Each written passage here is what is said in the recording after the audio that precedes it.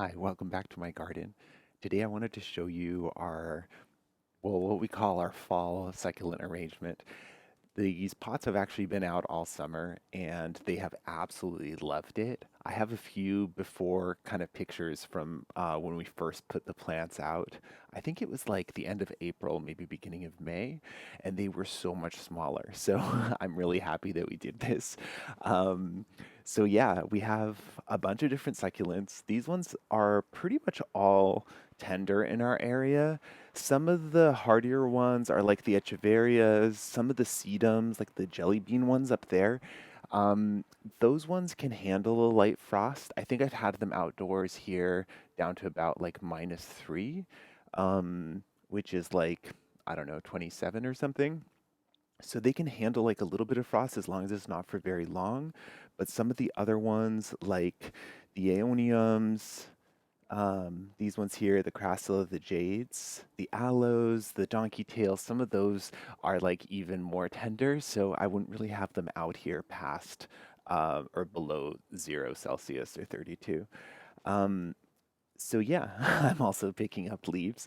I love how they look with the with all the leaves on the ground, kind of all around them, just not inside them. It kind of gives like a little bit of like Sunset Boulevard feel, which during the fall is like amazing. um, yeah, so I'll just start with this one. These ones are the tips of our other jade plant. I can show a picture. I trimmed it in the spring to try to make it look a little more like a little bonsai forest.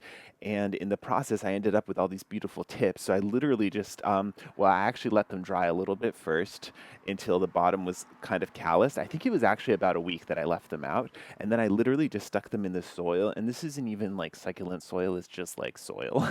And they have absolutely thrived. You can see, perhaps on the camera, it's not as visible, but like this is all new growth up here. You can see it's like a slightly different color green to the older leaves. So these kind of thicker, leathery leaves were the ones that were on the jade plant before, and these are the ones that it's grown since the summer, which to like root and grow kind of all in the same season and to do it like quickly in Canada, I feel like is pretty impressive. um, Down here is one of the favorites. It actually has a little water on it. I should say actually first that one of the reasons I chose this location is that south is that way. This time of year we don't get a ton of sun, so as much sun as I can give them, the better. Some of these were in part sun during like the heat of summer though, because they would otherwise get a little bit scorched.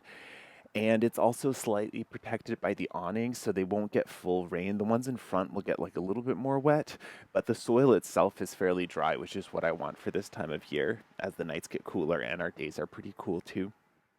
So this is Pro von Nienberg. And this is like one of the classic like echeverias.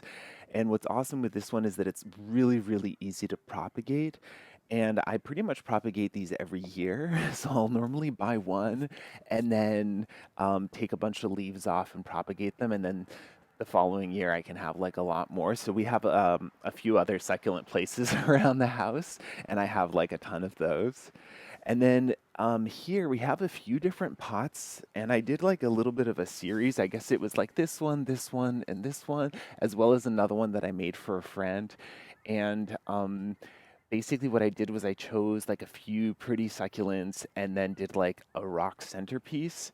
I thought that the rock would look cool, like especially while the succulents were pretty small. And also it kind of makes it like a scene of like maybe where they would be in nature or something like that. Like kind of just makes it look a little more complete and I don't know, kind of multi-dimensional as well. So yeah, so I did a few of those. Those are all in like regular potting mix, and they seem to have really thrived. This aloe is a cutting from my friend's aloe. Um, I think his name is Sora the Third, but I've lost track. It might actually be Sora the Fourth at this point. And that's from like her indoor plant that she's had for like many years, and she had given me a couple different cuttings, and this is one of them. So that one's been like thriving. It got a little sunburned when I first put it out this year, but it's been doing better now. And then I've talked about these aeoniums before. I think it might be Swarpkoff, but I'm not sure. And this is the same here. And basically I just like all winter long I'll keep decapitating it. So I think this might be the original head. So there was the original head, and I cut it off, and then it had this like thick, stocky stem. So it shot out all these new heads. And then once it had done that, I like cut it again, planted that one, and then the stalk grew more heads, and then I cut it again. So I basically did that, and I think I ended up with either 7 or 8 plants. So I'm totally going to do that again next year. These ones too, I'm not 100% sure of the name. I'll see if I can look it up, but I have them everywhere because they prop so easily from leaves. They grow really quickly and they grow like a beautiful little colony. I'll show you a picture of one of my other ones because they're almost like this level of like fullness and like kind of walking away from their mom. A couple more echeverias here. This was like a special from Home Depot. They were like really miserable looking, but they've been doing great since they've had more sun. And then this aeonium here has been like maybe the biggest success story. I'm actually going to pick it up. I'll show you the picture of what this plant looked like in the spring, and it's completely unrecognizable. Like it's become like almost a tree. And in spring it was just the one rosette, and it was actually from one that I had had outside last summer. It was just like a one stalk with the rosette on top, and I cut it, and the base actually died, but the rosette survived, and I propagated it. And then this year it's put out all of these babies. I think the trick with aeoniums is that they want quite a bit of water in summer, and they actually seem to respond really well to rich soil. So, yeah, just something else I learned this year. The burrows, donkey tails, sedum, I want to say like Morganianum or something. These ones are all from one indoor plant that I had. It started off as 5 strands, but that was in like maybe 2018, maybe even like 2016 or something. So that's how it started. I can show a picture, and then basically I've just been propagating it and propagating it. These ones do amazing from just like leaf cuttings, and anytime you transplant it, you always lose a ton of leaves as well. So just like pick them up, put them on the surface of soil, and just like leave them alone. Don't water them or anything. Just make sure that they have sun, and they'll do well. Um, yeah, so that's those guys. Then this one here, this is a sunburst aeonium. It's the first time I've grown it. It came in a 2-inch pot, and again, it was just the one rosette. So all of this is new, all around it. And the plan is to actually cut some of these off. Like the one that I got originally was maybe the size of one of these. So cut all of those off, put them in their own little pots over winter, and then next year I'll have so many of them. And I actually want to experiment with putting these in the ground because of how well they've responded to like good soil in a pot and decent water. I feel like in the ground where we like compost and stuff, they'll do amazing also. And then up here with those aeoniums, we have the jelly beans. So this is a kind of sedum. These ones I think are hardy to zone 9. And I've had them out over winter when we lived in the city, but I think it only went down to about like -3 or -4 that year. So it's kind of hard to tell how they would do here. But because they propagate so easily, I think I may leave some of them out kind of just as an experiment. And then I'll take a bunch of the leaves to propagate. This one here, again, started like really small and it was kind of unrecognizable. It was like chunkier and more pink when I bought it. And I don't think I've ever been able to meet its light needs indoors. But since I brought it out, it's gotten really dense and kind of silvery pink rimmed leaves, really kind of chubby. And a bunch of these are actually from leaf props as well, just ones that fell and that I just kind of left alone. And I actually have like 2 clumps. I'm trying to think, this may have been the original one that I bought, and then this one kind of I split off from it. But anyway, these ones are beautiful as well, so I definitely want more of them. So I'll see what I can do over winter. So yeah, speaking of winter, so I think what I'll do is I'll leave these out until about the first frost or when we're scheduled to get a first frost.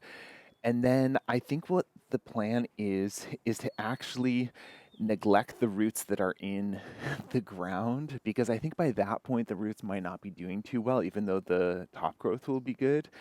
And then I'll just come in and cut everything. Um, I should say, I'm saying that for the aeoniums, for the echeveria, just because they propagate so easily. Like I'll just dry out the stem a little bit at the bottom so that it doesn't bleed out when it goes in the soil. Put it in dry soil once it's ready. No need to water it because it won't have roots yet. And then once I see a little bit of new growth or it seems just kind of alive, you can kind of see they start to shift a little bit or it starts to lift its head a little prouder or something. You'll know that it's rooted, and at that point, you can water. Um, so I think I'll do that for most of the kind of rosette type ones. For the donkey tails, I'll just dig them up and put them in an indoor pot. Up here, we also have, I forget what the scientific name for this is, but it was labeled as San Pedro. It's a cute little cactus. I think it was about to here, so it's grown a few inches over the summer. So I think it's been pretty happy.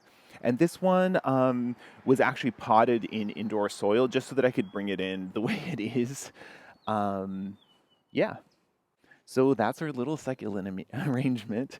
And although it's fall now, we have enjoyed it all summer long, and we will enjoy these indoors as well over winter. We normally have like a bench set up just in front of our sunniest window, and I'll add some grow lights as well just so that they can continue to thrive. And then the last thing was this guy here. He looks a little bit like kale or something. It's a kind of echeveria. I'll have to look up the name, but it has this gorgeous flower spike. And I was trying really hard to get footage of the hummingbirds on it because they have been coming to it, but I only have really bad footage. I'm gonna put it anyway just because it's the only shot I got. But it's super cute watching the hummingbirds come and feed from it. So hopefully this will be gone before the frost comes. But I think even if I bring it indoors, I think it'll be fine, and then I'll just like cut it once it's spent. But yeah, that's our outdoor succulent arrangement. And thanks for coming along for the tour.